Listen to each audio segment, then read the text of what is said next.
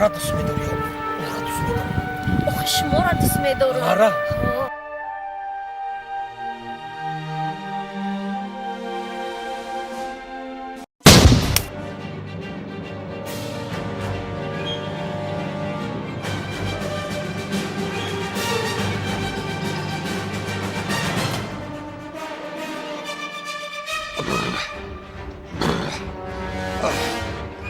رئیس رئیس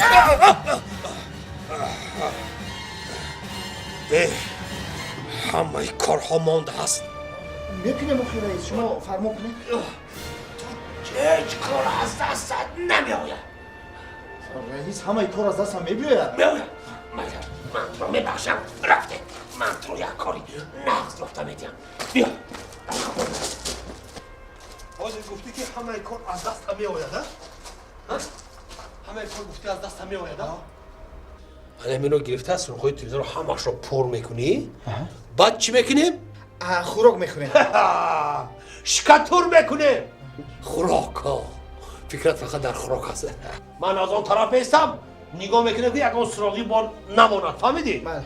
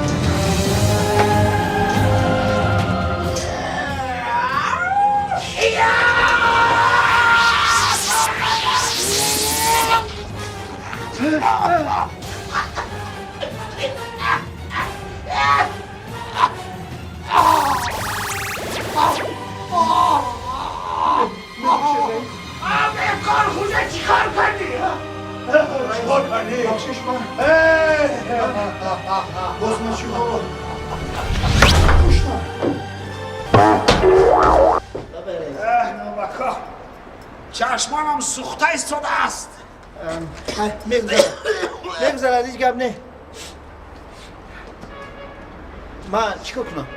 تو بدونی حالا این تخته رو گرفته بر بشیر با این تخته در اونجا کار میآید.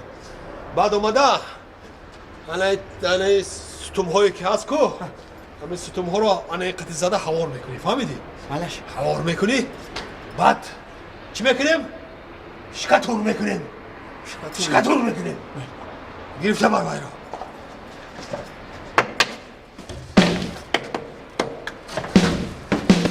به سواد این خیل نمیبرد اینا.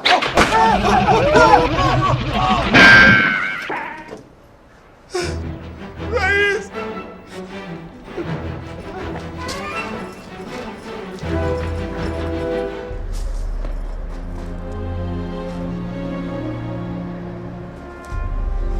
رئیس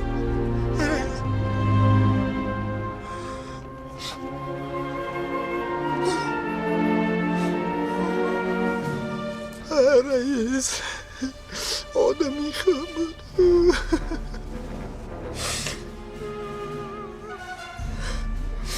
رئیس آدمی خواهم نخونم خیلی بلندی غلطی بوم